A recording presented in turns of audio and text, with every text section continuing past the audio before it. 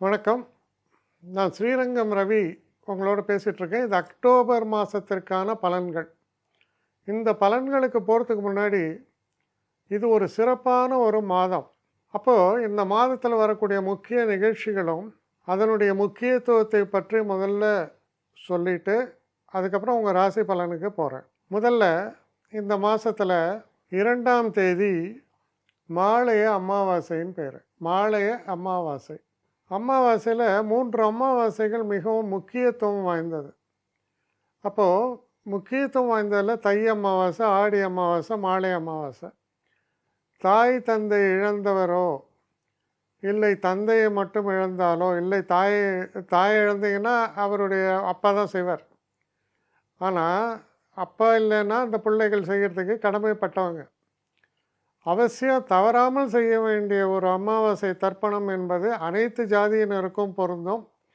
இந்த மாலை அமாவாசை தர்ப்பணத்தை செய்வது மிக முக்கியமான ஒரு பிதர்களின் ஆசிகளை நமக்கு பெற்று தருவதாகும்.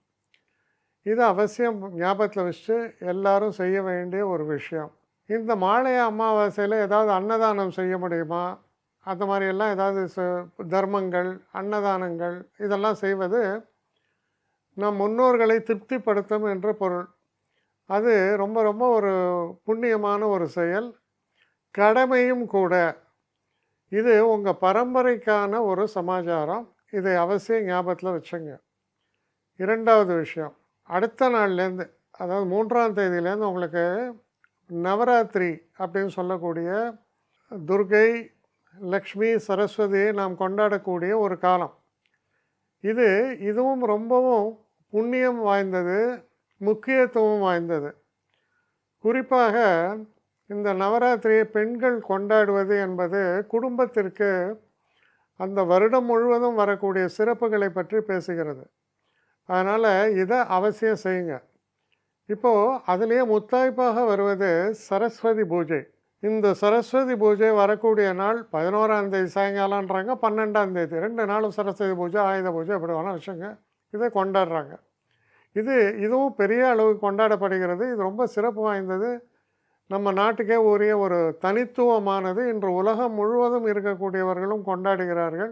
ரொம்பவும் சிறப்பு வாய்ந்த ஒரு விஷயம். அதுலேயும் குறிப்பாக ஆயுத பூஜை மூட நம்பிக்கைன்னு சொல்கிறவங்க சொல்லலாம். ஆனால் நம்ம இவ்வளோ நாளாக யூஸ் பண்ணுறக்கூடிய எல்லா இன்ஸ்ட்ருமெண்ட்டுக்கும் நம்ம சொல்லக்கூடிய ஒரு நன்றி, அதுதான் அதோட இது. அப்போது உயிர் உள்ளது உயிர் இல்லாதது என்ற பேதங்கள்லாம் இல்லைங்க.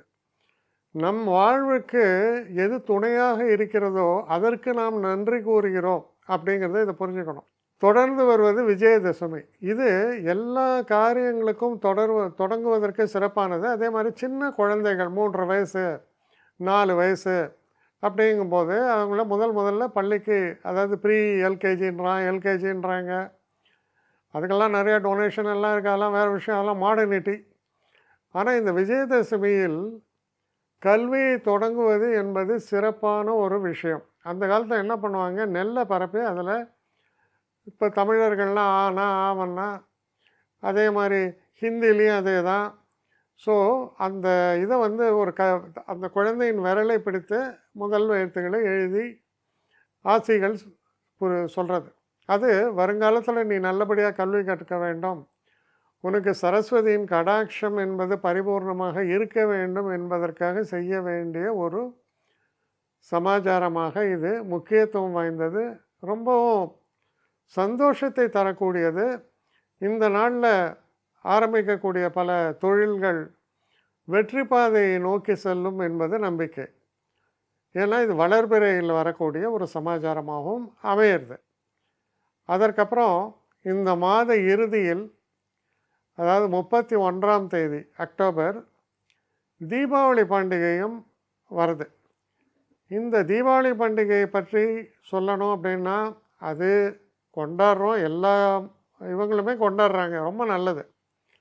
இதில் குறிப்பாக என்ன செய்வாங்க, அந்த தீபாவளி பண்டிகை தான் பிகினிங் ஆஃப் த இயர்னு சொல்லி நிறைய லக்ஷ்மி பூஜையெல்லாம் செய்து நார்த் இண்டியன்ஸ் அவங்க நிறைய இதை கொண்டாடுவாங்க. ரொம்ப மீனிங்ஃபுல் இது. என்ன காரணம்னா, சூரியன் தன்னுடைய நீச்சத்திலிருந்து மீள்கிறார். அதாவது 17ஆம் தேதியில் சூரியன் நீச்ச பாதையில் போய் 27ஆம் தேதி வாக்கில் பரம நீச்சம் 10 டிகிரியில் பரம நீச்சத்திலிருந்து கொஞ்சம் கொஞ்சமாக வெளியில் வந்து அவர் திரும்ப வளர்பிறை, சூரியனின் வளர்பிறை அப்படின்னு எடுத்துக்கலாம். அதான் இந்த தீபாவளி இது வந்து ரொம்ப விசேஷம். தீபாவளி அமாவாசை ஒட்டி வரக்கூடியது. புதிய கணக்குகள்லாம் தொடங்க ரொம்ப விசேஷம். அன்று லக்ஷ்மி பூஜை செய்வது என்பது லக்ஷ்மி கடாட்சத்தை உங்களுக்கு விருத்தி செய்து தரக்கூடிய ஒரு நிகழ்ச்சியாகவும் அமைவதால் இந்த மாதம் மிக மிக அற்புதமான நல்ல மாதம். பூஜைகளுக்கு உரிய மாதம், தெய்வங்களுக்கு உரிய மாதம். பிதர்களுக்கு ஆரம்பத்தில் பிதர்கள், அதாவது நமக்கு முக்கியமாக நம்ம வேதங்களில் சொல்லப்பட்டது ஒன்று பிதர்கள், அதற்கு அடுத்தபடியாக தெய்வங்கள். தெய்வங்களையும் வணங்கணும், பிதர்களையும் வணங்கணும். அதற்கான ஒரு சிறப்பான ஒரு மாதமாக இது அமைவதால் இதை நினைவில் கொண்டு ஒரு சின்சியாரிட்டியோடு இதை நீங்கள் செய்யும்போது நிறைய மாற்றங்களை கண்டிப்பாக உணர முடியும். மகர ராசி, உங்கள் ராசிநாதனானவர் சனி. சனி இருப்பது 2ஆம் வீடு, 2 தனஸ்தானம், வாக்கு எல்லாம் சொல்கிறோம். எப்போ அவர் ரொம்ப பேச மாட்டார்ப்பா, ஆனால் பேசினா பளிச்சுன்னு மூஞ்சில் அடிக்கிற மாதிரி இருக்கும், உண்மை இருக்கும். சில நேரங்களில் அது குத்தும், சில நேரங்களில் அதுவே சந்தோஷத்தையும் தரும். அப்படி இருக்கிறார் சனி ராசிநாதன். ஆனால் 7.5 சனி, கொஞ்சம் கூடுதல் கவனத்தோடு இருங்க. முடிஞ்ச வரைக்கும் சுகர் கோட்டடாகவே பேசுகிறது நல்லது, முடிஞ்சால் செய்யுங்க. 5ஆம் இடத்தில் இருக்கும் குரு வக்கரம் பெறுவதால் கூடுதல் சிறப்பு.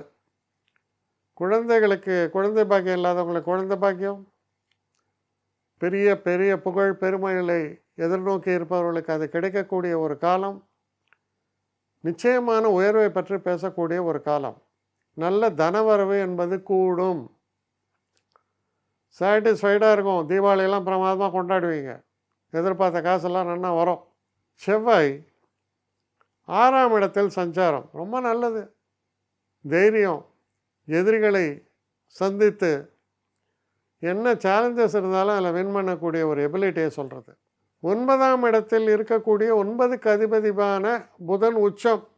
மிக பெரியவர்களுடைய தரிசனம், அவர்களுடைய ஆசிகள், சில தெய்வ க்ஷேத்திரங்களுக்கெல்லாம் போயிட்டு வரக்கூடிய ஒரு சந்தோஷம், வாழ்க்கையில் மிகப்பெரிய அதிர்ஷ்டங்கள். வயதானவர்கள் அவங்க பேரம் பேத்தியோடு ரொம்ப சந்தோஷமாக இருக்கக்கூடிய ஒரு காலம்.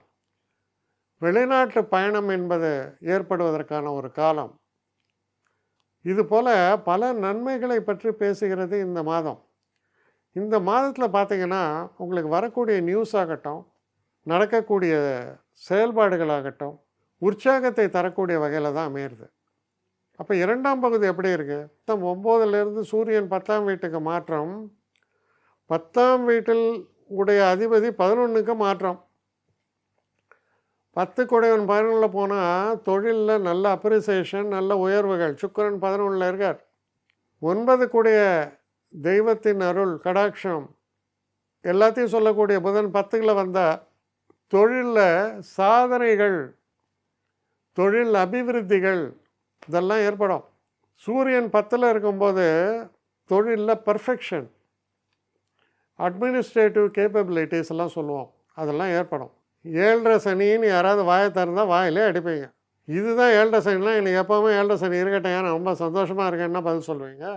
அப்போது 7.5 சனி எப்போவுமே ஒரு கிரகத்துக்கு 2 குணங்கள். அப்போது இந்த சனியின் மேன்மையான குணம் வெளிப்படக்கூடிய ஒரு காலம். அப்போ where is the question of 7.5 years Shani? அது உங்களுக்கு அள்ளி கொடுக்கக்கூடிய சனி அப்படின்னு நினைக்க வைப்பார், அதுதான் உண்மையும். பெரிய மாற்றங்களை நோக்கி செல்கிறீர்கள். அப்போ இவ்வளோ நாள் எனக்கு சில செட்பேக்ஸு, ஷான் ஏறினா முழம் சறுக்கிறது எப்படிமோ, இப்போ சான் ஏறினா முழம் ஏறுகிறீர்கள், அப்படியே ரிவர்ஸ்.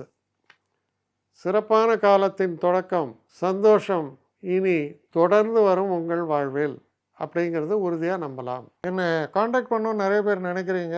தயவு செஞ்சு என்னை காண்டாக்ட் பண்ணுறதுக்கு ஒரு மெயில் அனுப்புங்க, srirangamravi1@gmail.com. இது ஸ்க்ரீனில் பார்க்கலாம், இது அப்பியர் ஆகும். இந்த மெயிலுக்கு எனக்கு அனுப்புங்க.